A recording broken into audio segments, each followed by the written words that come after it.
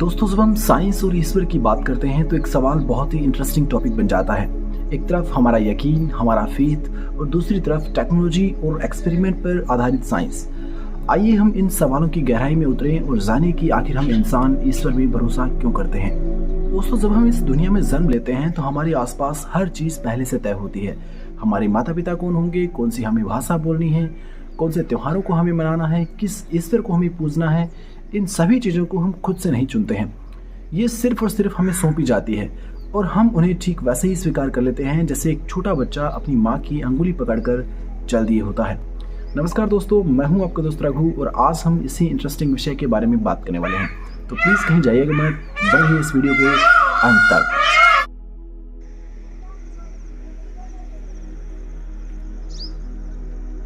दोस्तों, लोग अक्सर साइंस को सिर्फ एक सब्जेक्ट मान लेते हैं, लेकिन साइंस एक सब्जेक्ट नहीं बल्कि एक मेथड है, एक तरीका है जिसके जरिए हम दुनिया को समझते हैं। इसमें हम हाइपोथेसिस बनाते हैं, उन्हें टेस्ट करते हैं और फिर एविडेंस के बेसिस पर कंक्लूजन तक पहुंचते हैं। और इंटरेस्टिंग बात यह है कि साइंस में ये सारी चीज़ें मेजरेबल, रिपीटेबल और ऑब्जर्वेबल होती है।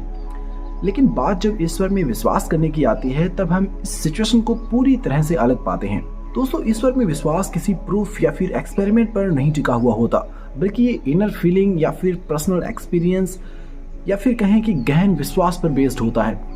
इस बिलीफ को हम ना तो किसी लैब में साबित कर सकते और ना ही हम इसे किसी एक्सपेरिमेंट के थ्रू साबित कर सकते। दोस्तों, मानव इतिहास में ईश्वर का कंसेप्ट ठीक उतना ही पुराना है जितना आज धरती पर इंसानों ने भगवान में विश्वास करना तब से शुरू किया जब से इंसानों में सोचने की शक्ति विकसित हुई। शुरू में इंसान नेचर की फोर्स से डरा करता था, जैसे आसमान में बिजली का चमकना, तूफान, सूरज का उगना या फिर डूबना।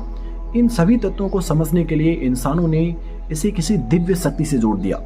कुछ एग्जाम्पल्स की अगर मैं बात करूं तो एंशिएंट इजिप्ट में लोग सूरज को देवता मानते थे।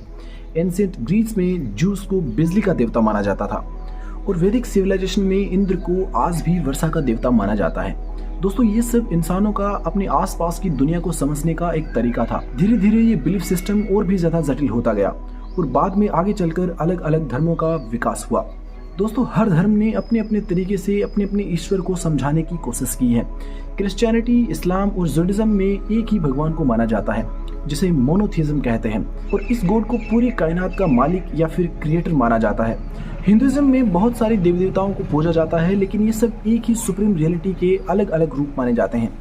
इसे पॉलीथीइज्म कहते हैं, लेकिन इसके पीछे की फिलॉसफी बहुत गहरी है। वहीं अगर बुद्धिज्म की बात करें तो बुद्धिज्म में एक पर्सनल गॉड की परिकल्पना नहीं है। यहाँ मेडिटेशन और सेल्फ रियलाइजेशन पर ज्यादा फोकस किया गया है। और सिखिज्म की बात करें तो यहाँ सिर्फ एक ही ईश्वर को माना जाता है।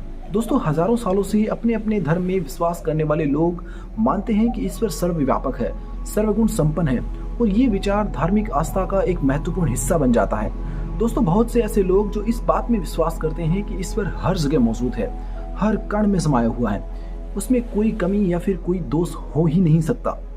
ये मान्यता इंसानों को एक ऐसी शक्ति से जोड़ देती है जो अपने आप में परिपूर्ण है, जो बिल्कुल निर्दोष है, जिस पर पूरी तरह से विश्वास किया जा सकता है। लेकिन जब हम इस बात को वैज्ञानिक और तार्किक दृष्टिकोण से देखते हैं तो कुछ महत्वपूर्ण सवाल खड़े हो जाते हैं।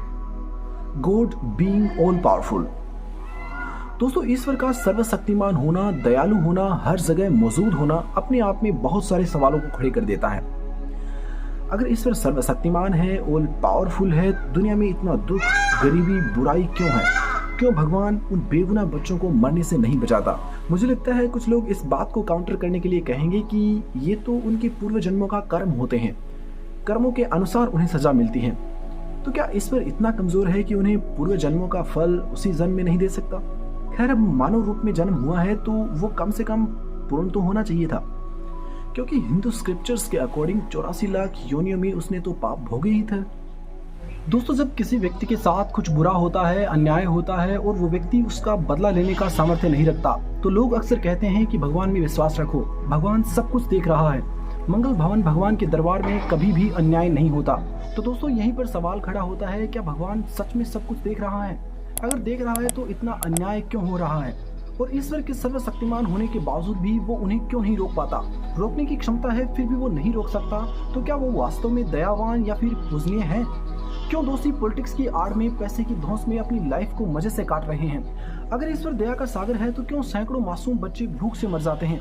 अगर सब कुछ उसकी मर्जी से होता है तो फिर अपराधी सजा से क्यों बच जाते हैं। दोस्तों ईश्वर अगर पूर्ण है और उसमें कोई कमी नहीं है तो उसे कुछ करने की इच्छा क्यों होगी? क्या इच्छा एक कमी नहीं है? क्योंकि किसी कार्य को करने की इच्छा उसकी चाह से पैदा होती है। ज्ञान और अज्ञानता। दोस्तों ईश्वर अगर सब कुछ जानता है तो उसे इंसानों की परीक्षा लेने की जरूरत आखिर क्यों पड़ती है? क्योंकि ईश्वर के सर्वज्ञानी होने का ही मतलब है कि वो सब कुछ जानता है कि कोई व्यक्ति किस एग्जाम में फेल होगा, किस एग्जाम में पास होगा, या फिर किस कार्य को वो कर पाएगा या फिर नहीं कर पाएगा, या फिर कहें कि उस व्यक्ति में उस कार्य को करने की इच्छा पैदा होगी या फिर नहीं होगी। तो फिर परीक्षा लेने की क्या ही जरूरत पड़ती है? अगर वो पहले से ही जानते हैं कि कौन व्यक्ति स्वर्ग जाएगा, कौन नरक जाएगा, तो फिर कर्मों का मतलब ही क्या रह जाता है? क्योंकि हम तो सिर्फ कठपुतली की तरह कार्य करने को बाध्य हैं। वो तो सिर्फ सब कुछ उसकी मर्जी से रहा है, क्योंकि उसकी मर्जी के बिना तो कोई पत्ता भी नहीं हिलता। दोस्तों धर्म का मूल उद्देश्य इंसानों को सही रास्ते पे चलाना, शांति और सद्भाव सिखाना होता है। लेकिन जब ये अपने मकसद से भटक जाता है तब ये बुरा बन जाता है। धर्म तब बुरा होता है जब लोग इसके मूल सिद्धांतों को भूलकर बाहरी दिखावे या फिर संकीर्ण सोच में फंस जाते हैं। जब कोई व्यक्ति या फिर समूह ये मानने लगता है कि केवल उसी का धर्म सही है और बाकी सब गलत है, और यहाँ से धार्मिक कट्टरता की शुरुआत होती है। ये सोच अक्सर दूसरों के प्रति नफरत, हिंसा और भेदभाव को जन्म देती है। दोस्तों धार्मिक अतिवाद के कारण ही दुनिया में धार्मिक युद्ध, आतंकवाद और सांप्रदायिक दंगे हुए हैं जो समाज को तोड़कर रख देते हैं। तो नेक्स्ट है शोषण और नियंत्रण। जब धार्मिक गुरु या फिर संस्थाएं धर्म का इस्तेमाल लोगों को नियंत्रित करने के लिए, उनका शोषण करने के लिए करती है, तब धर्म बुरा बन जाता है। वे लोगों को डराते हैं, उन्हें अंधविश्वास में फंसाते हैं और उनके पैसे और स्वतंत्रता को छीन लेते हैं। और ये अक्सर पाप और पुण्य के नाम पर होता है, जहाँ लोग अपने डर के कारण अपने गुरुओं की हर बात को मान लेते हैं। दोस्तों नेक्स्ट है विज्ञान और तर्क का विरोध। धर्म जब विज्ञान और तर्क को नकारने लगता है तो ये ह्यूमन डेवलपमेंट के लिए बाधा बन जाता है। ये लोगों को सवाल पूछने से रोकता है और उन्हें सिर्फ मान लेने पर मजबूर करता है। इस तरह की सोच समाज में अंधविश्वास और रूढ़िवादिता को बढ़ावा देती है, जिससे समाज में नई खोज और प्रगति रुक जाती है। दोस्तों नेक्स्ट है भेदभाव और असमानता। दोस्तों अगर कोई धर्म अपने अनुयायियों के बीच जाति, लिंग या फिर सामाजिक स्थिति के आधार पर भेदभाव सिखाता है तब वो बुरा बन जाता है। एक सच्चा धर्म सभी इंसानों को बराबर मानता है, लेकिन जब धर्म महिलाओं को पुरुषों से कमतर समझता है या फिर कहें कि जाति के आधार पर श्रेष्ठ बताता है, तब वो मानवता के मूल सिद्धांतों के खिलाफ हो जाता है और वो बुरा बन जाता है। दोस्तों नेक्स्ट है राजनीति में धर्म का इस्तेमाल। जब राजनेता अपने फायदे के लिए धर्म का इस्तेमाल करते हैं तो धर्म बुरा बन जाता है। दोस्तों कुछ पॉलिटिशियन धर्म को एक वोट बैंक की तरह इस्तेमाल करने लगते हैं और ये वोट बैंक की राजनीति लोगों को धर्म के आधार पर बांटने का एक आसान तरीका बन जाता है और इससे आम जनता अकॉर्डिंग टू देयर रिलीजन आपस में डिवाइड हो जाती है और लोग धर्म के नाम पर एक दूसरे के खिलाफ हो जाते हैं।